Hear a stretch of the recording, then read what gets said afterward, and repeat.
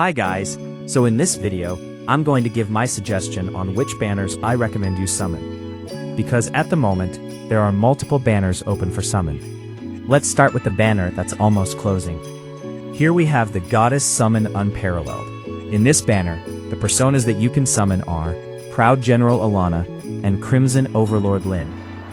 My recommendation for this banner is yes, I recommend summoning on this banner. Because right now, Crimson Overlord Lyn is a good pick, especially for debuffer enemies, and she is very good at PvP. Her special skill Overlord's Decree has a passive that, while she is under Overlord's stance state, it increases the ally's damage reduction and effect resist. This passive reduces the damage by 9%, and it increases your effect resist by 24%. So, my recommended star numbers for this character would be 4 stars.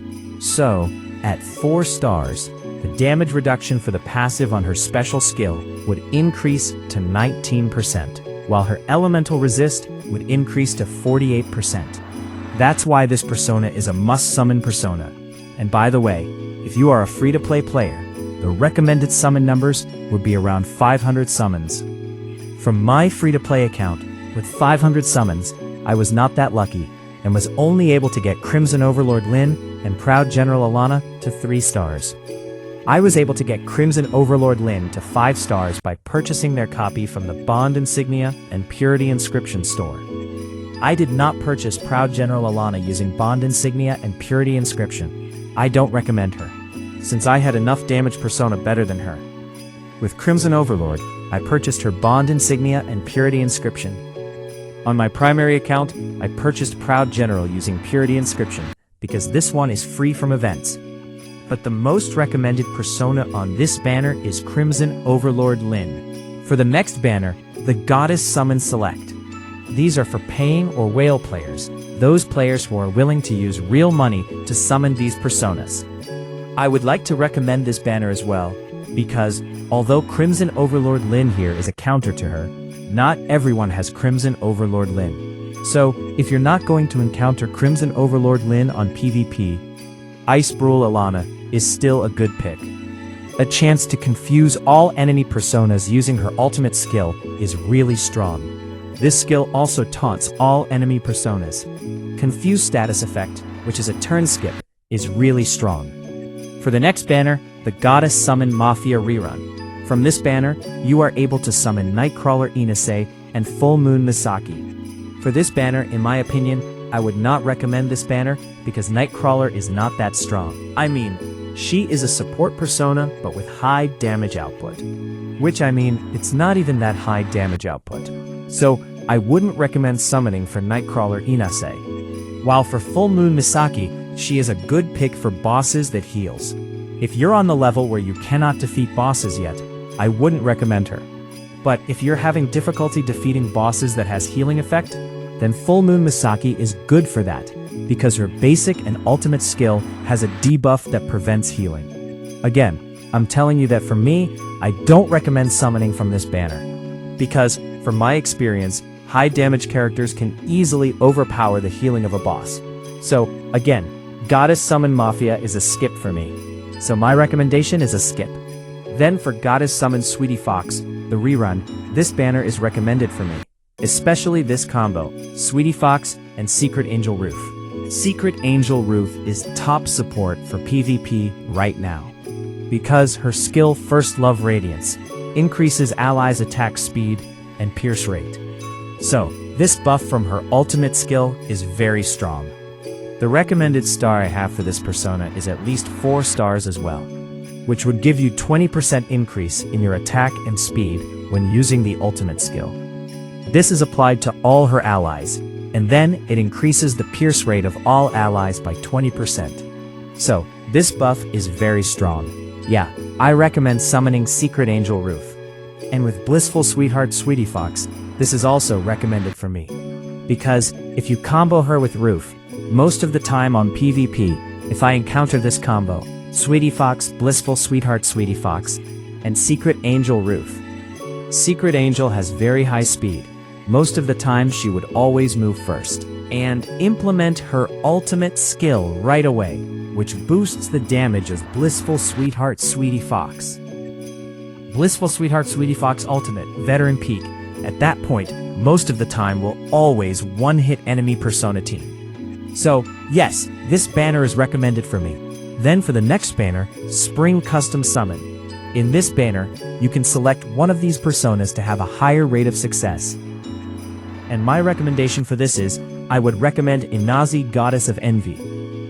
Because aside from Sweetie Fox, she has the highest AoE damage. Sweetie Fox also is an AoE damage dealer, by the way. If you don't have Sweetie Fox, Inazi is the runner-up for highest damage dealer for AoE or area of effect. Then, Cartilla, the Goddess of Mirages, I would also recommend her. She is the runner-up for the support. If you don't have Secret Angel Roof, her buff is also very strong. I think it's her special skill. So, let's just say, 4-star. This passive is one of the most OP passive for this persona. It makes this persona immune to Taunt, Duel, Silence, Confuse, and Freeze. Taunt is if you have to attack the enemy that gives you Taunt. She is immune to that. Duel is also just like Taunt, but there are specific persona who does Duel instead of Taunt. Silence is you can only use basic attack. She is immune to that as well. Confuse makes you skip a turn. She is also immune to that. Freeze, I think, is also a skip on turn. Then, her ultimate skill is also very strong, because it grants her allies Apathy's Freedom, which increases all of the allies' attack, defense, speed, hit, and avoid by 25% on a 4-star. Again, I recommend summoning on this banner if you don't want to summon on all the other banners. Misaki is a defense, but I don't recommend her. She is a weak defense. Alana is a tank as well. Misaki, Knight of the Holy Shield, is a tank. Alana, Tempting Tide, is a tank which gives shield to allies. She is a weak tank as well. I would rather recommend Crimson Overlord Lyn or Icebrow Alana. With Roof Tiger Stripe, she is a good single target damage dealer, but on the meta right now, she has already been dethroned by either Inasi, Goddess of Envy, or Sweetie Fox. She is a good damage dealer if you don't have any other damage dealer. But with this banner, I would rather recommend you get Inasi, the Goddess of Envy, over Tiger Stripe. Phoenix Magic Rosa, she is a healer, but I don't recommend her. Her healing is not that great. Then for Lyn Overflowing Grace, this is a recommended character for me as well, because she is very good with boss battle, because of her Frostbite, which stacks up every time her allies are attacked. Let me check. So I would recommend 4 stars with this as well. As for battle, there is a 100% chance of getting Frostbite on all enemies, so this is a 2-turn stack of Frostbite. Each turn, this character's Frostbite stack inflicts damage equal to 285 on the caster's attack, so this Frostbite is like bleeding. Then, I think the passive for her ultimate after an ally other than this persona hits an enemy with an attack, there is a 50% chance of inflicting Frostbite on the target. So it's not if they are attacked, but if the allies attack the enemy, there is a 50% chance that they would apply Frostbite on that enemy. Then, each turn, this passive skill Frostbite stack inflicts damage equal to, so the Frostbite damage based on the caster's attack, Then, passive damage taken by enemy with Frostbite is increased by 30%. So with this passive, the Frostbite damage, which is 285% of the caster's attack, is also increased by 30%. So, this persona is very good with boss.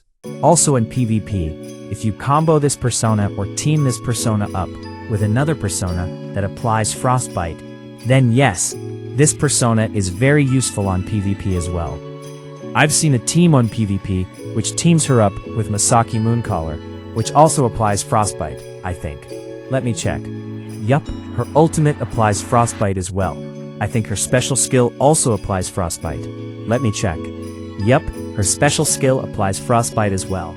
So, if you combo the Christmas Lyn with Misaki Mooncaller, they are very powerful on PvP and also with boss. I think that's all for Persona Summon banner. So again, just to remind you, if you are a free-to-play player, the recommended number of summon would be 500.